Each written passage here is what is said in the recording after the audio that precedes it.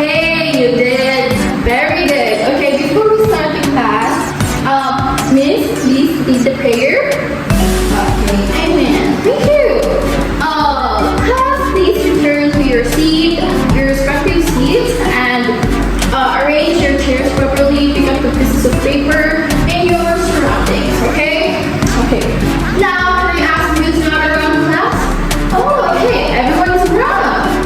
Okay, that's very good, class.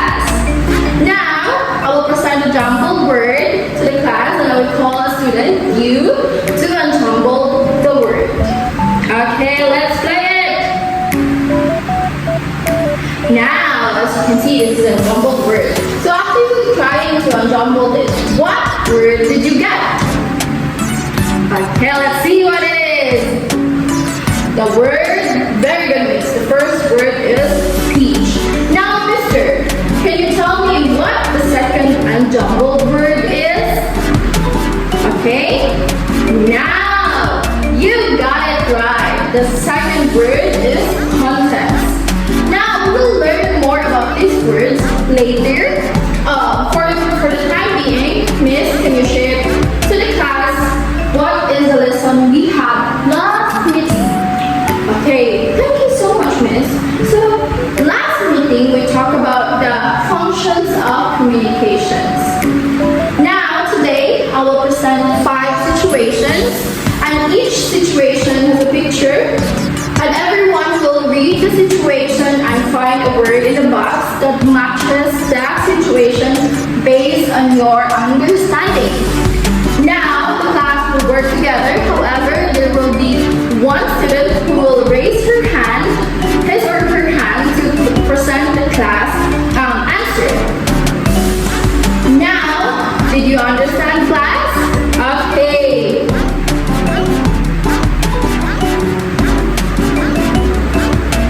Okay. That's the first situation. Now, the second one. The third one, please. Fourth, fifth, sixth, and now we are done. Very good, class. I like how enthusiastic you are to participate today. Now we will find out later if your answers are correct. Okay, now please unjumbled words you unjumbled a while ago. What do you think is our topic for today? Can anyone guess? Can I see a hand? Okay. Now, what's your answer? Good guess. Our topic for today is speech context. Now, we have Miss Annalyn to help us know if our answers are correct a while ago. Good morning, class. Thank you so much for that, Teacher Sharish. So now, for the first situation, do you think that you guessed the first situation correctly? Yes, you guessed the first situation correctly. So the first situation is a self-talk. Now, what do you observe about self-talk? Well, we'll find that out later. So for the second situation, how about the second situation? You said earlier that the second situation is a self-reflection. Is that correct? Yes, that is correct. Perfect. Give a hand to yourselves. Now, I'm going to ask the class, what do you observe about these two situations? Any hand? Anyone? Yes, please. Very good observation. Correct. So these two situations, we can see that the sender is also the receiver of the message, right? Right.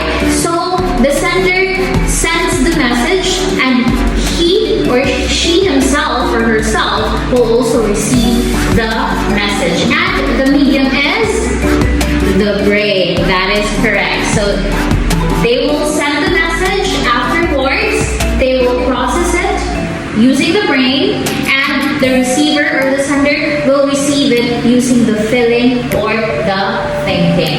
Perfect. And what do we call this kind of communication?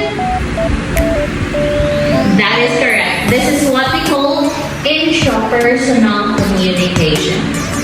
Now, let's move forward to the third situation. For the third situation, what did you answer earlier? Perfect, that is correct. It's a dyad communication. What do you think is a dyad communication? Can anyone describe what is a dyad communication? Any hand, please? Yes, please. Thank you so much for the volunteerism. Okay, correct. Dyad communication class is simply a communication between two people. That is right. Now, for the fourth situation. The fourth situation is correct, a small group communication. Now, I want you class to defer the differences of the dyad communication and the small group communication. I want to see a hand at the back. Yes, mister, please. That is correct. Dyad communication is simply a communication between two people. And small group communication is a communication of at least 3 people or more, but they will not go beyond 12 or 10. It's a small group. That is correct. Okay, moving on. That's correct. Fourth situation is small group. Moving on for the fifth situation. Yes, that is correct. A public communication. Public communication. What is the difference between public communication and small group communication? Excuse me, class. Yes, I want to see a hand. Anyone? Anyone? No one? Okay. Thank you so much for that. Correct. So since public communication, the small group communication happens between at least three people or more, that does not go beyond 12 people, the public communication, it happens to, you will send a message to a lot of people. And where do you think public communication usually happens? Yes, in school. Speech. That is correct. So the audiences is not limited to 3 or below 10 people. It's at least 10 or more people, right? That is correct. Terrific answer. Okay, now for the sixth situation. Anyone? What is the sixth situation? Do you remember? Perfect. That is a mass communication. Excellent. Now, class, I just wanted to ask you, before you go to school earlier, whom did you speak to? Your mom, yes. Yes, your sister. A stranger. Okay. And I want you to reflect, what kind of speech context did you have with that person? What kind of speech context did you have with your mom? What kind of speech context did you have with your sister? What kind of speech context did you have with yourself? Correct. You had an intrapersonal communication with yourself in the mirror. That is correct. Very good. You had a dyad communication with your mother. That is correct.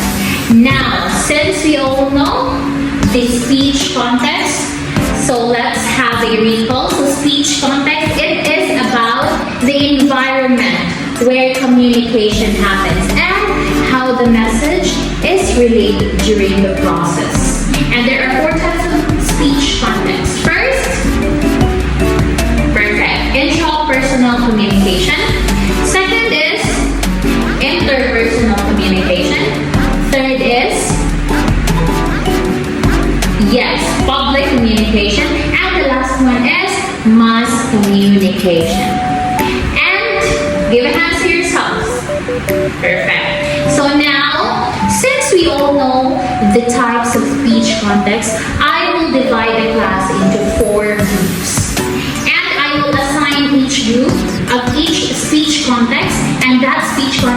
you will brainstorm, you will give ideas on how you will present that kind of speech context in front. I will give you a maximum of 3 minutes per presentation per group, and before that, I will also give you 15 minutes to prepare, to brainstorm, to practice, okay? Now, group 1, this part of the class, you will stay there. Group 2, you will stay here. Group 3, you will stay there. And group 4, stay there. So group 1, I will assign you into intrapersonal communication. Group 2, you are interpersonal communication. Group 3, you are public communication. And last would be the mass communication. I will give you 10 minutes to brainstorm with your group mates, to exchange ideas, bring ideas into the table on how when you enact that kind of speech context. And after 10 minutes, I will give you 5 minutes to practice. I will give you 5 minutes to prepare your prompts if there are any. And that would be after 15 minutes, we will have the presentation. 3 minutes per presentation per